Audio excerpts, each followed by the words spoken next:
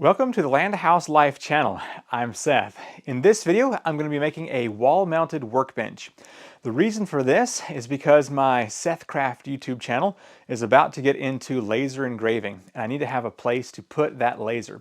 So on this back wall here, I have freshly painted things to make it look nice. I'm going to be doing a wall mount surface here that's going to have a plywood top on it, about 30 to 36 inches depth, somewhere in there. So if you're interested in that, then continue watching. The first thing I need to know is how long my surface can be here. We've got 5 3/4 inch. So that's what our length is going to be here. First of all, I'm going to cut a 2x6 down to 5.5 inch, I believe. This is going to be the piece that goes along the wall on the bottom for the support of the triangular bracing. For decorative purposes, I'm going to cut off the triangles of these boards to make this look kind of unique and different. So just going to mark 1.5 inches up here and then 1.5 inches down from the other side. And then I can just use my 45s here on my chop saw to cut those corners. It's unnecessary for any kind of support. I just think it looks nice. Now I want a second board cut to 5.5 inch. Now on this one, instead of beveling both of the corners, I'm just going to do one, and this is going to go directly up under the plywood. The 2x6 that I cut that only has one tapered edge on it is going to be the top portion of the mount. So I'm going to step down here. I've already marked out where I want it to be here on the wall as far as how it spans across where the TV is. So just kind of centering that. All right, so I'm going to just place this here, and then I'm going to put a couple of screws in, but of course leveling things out first. It's nice whenever you hit a stud. All right, so I got my level here. Looks like we need to go up on that side or down on this side.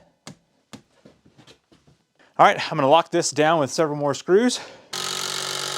Now that I have this board attached to the wall nice and firmly, I'm going to be using some scrap 2x4s, and I'm going to put one right here on the edge, and I'm going to drill that into, I'm going to call this a ledger board. And then I'm going to have a 2x4 that goes out to almost the end of my plywood. And then on this side, I'll have more 2x4s, and then another one of these sticking out like this. Well, you can't really see it, but more like that. And then I'll just finish out the rest of the board with some more of that. And so then the plywood will go on top, but I'm going to have some triangular supports that go from the bottom board that we cut up here, and it's going to be attaching to this. So anyway, it'll make sense in a moment. I need two of these 2x4s to be the exact same length here, so I need this one right here. So I'm going to go ahead and cut this one down. In a way, these 2x4 pieces are spacers, so I'm going to basically just put a couple of screws in here to hold it in position. I'm going to be putting a few more screws later whenever that plywood is put on top. Move over to the other end, do the same thing. My plywood is going to stick out to 33 inch, which is right here. So I need to have two 2x4s cut to, let's see, so right here, it's going to be a 45 coming up from that. And so it's going to meet somewhere around right here. Let's see, so let's just say, let's do a 2x4 cut to 25 inch, I think is sufficient. All right, so 25 inches here. And for the sake of looking fancy, I'm going to cut a little triangle off of these pieces.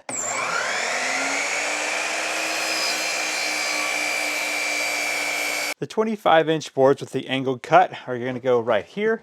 I can go ahead and get these installed. I just need to make sure I don't put any weight on them yet, since they will only be held here at the very end. I'm going to fill in this gap space here with some more scrap. Now, I'm sure you could get fancy with math here, but I just like to do things the easy way, or hopefully the easy way. I'm going to hold this up as if it were attached to the wall here and see how long my triangular pieces need to be to support up under here. And so let's do from over here first. Yeah, so I think that 25" is going to be perfect to go up under here. So let's continue with that idea. Okay, so 25" is what we want here. Now the goal is that this top part will attach at a 45 degrees. So I need to cut off this entire top corner here. So match up right there. I've got my saw cut it or set at 45, so should be pretty easy here. So you can probably see where I'm going with this. If our other board was on the wall down there, this is going to be set at a 45. And now I need to cut off at a kind of a little bird's beak cut down at the bottom. And that is going to basically allow this board to be against the wall and notched out to go on top of this one down here on the bottom. All right, check this out. So this cut right here will allow a 2x6 to fit down here. And this will go against the wall, and that up there will go against my top support. Let me show you how I came up with this right here. So this on this end is a 45, which makes it easy. So I used my little square, and I stepped down here, and I found, let's see, this corner here, and I just marked a 45 going up from the edge. With that, I was then able to place my 2x6 right there on that line, and I finished moving up, came around, and then cut out this corner matching the 45 angle here. And that right there is what we need to skirt around and be flush against the wall. So anyway, I'm going to go ahead and use this as my template to cut out the next one, and then we will put this on the wall. Because I cut these two at the same length, I should be able to find out what the center is here. So looks like 14.5" there and 14.5 on this one. So now what I can do is move down here to the lower piece, and I need to mark 14.5 on here and move over here to the other side, do 14.5. And now I need to use some screws to attach these triangular pieces on here from the back side, because that's where the main support is going to be coming from. All right, so I'm going to turn this right here and then place my board in this way right here, matching up that center on that 14.5 there. So I may go ahead and get a couple of screws just started in here. I'm going to put a few screws in here because this is one of the main support pieces. All right, very nice. I feel like 3 screws in there is sufficient. Okay, this part can be a little bit frustrating because you have to both hold this up to the point where it's level, and then also you have to check up top here to make sure everything is level as well. I'm going to work on this for a moment. It may not look pretty, but we'll get it to work here. About right there on that one. I had a bit of a struggle getting the level here on these top pieces, and so I just made it level by putting some plywood bits under here. It's going to be just fine. So the tabletop itself is going to come out to here, and you will never see those. And to be honest, it's going to be nice and strong, and look at all that leg room up under there. It's going to be good for storing stuff. Okay, the next step is to cut down the plywood. I want it to be 33 inches out. All right, let's find 33 inch here. All right, find 33 inches.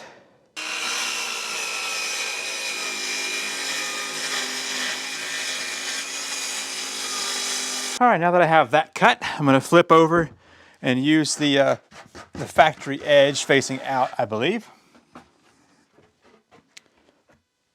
Yeah.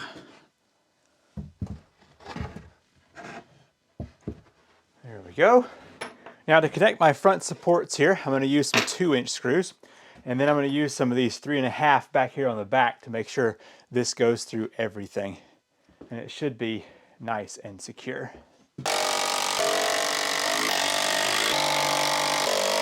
Just finished putting all the screws in the top and it is done. So let's kind of walk through it real quick.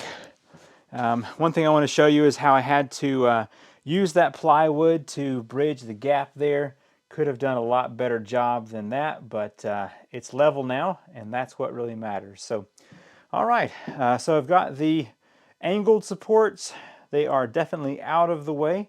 So as you can see from my angle up here, there is plenty of storage space and I'm not going to be hitting anything with my boots there. So very nice.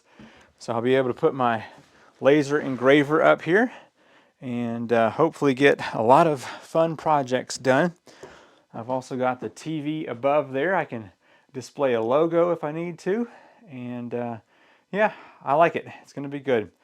Hopefully it looks good enough with those angled pieces down there, and then even though you'll never be able to see them, I had angled that piece right there as well. But I did put a portion of my weight up there, so I think it can hold 100 pounds no problem, probably even 200 pounds. Thank you for building with me this evening. If you've enjoyed the video, hit that thumbs up and make sure you are subscribed. Now, if you're not familiar with the SethCraft channel, it's where I'm going to be posting a lot of shop videos and also doing some laser engraving. So I'll have a link to that in the description down below as well. Thank you so much for being here. I'm Seth with the Land House Life channel, and I will see you in the next video. Bye.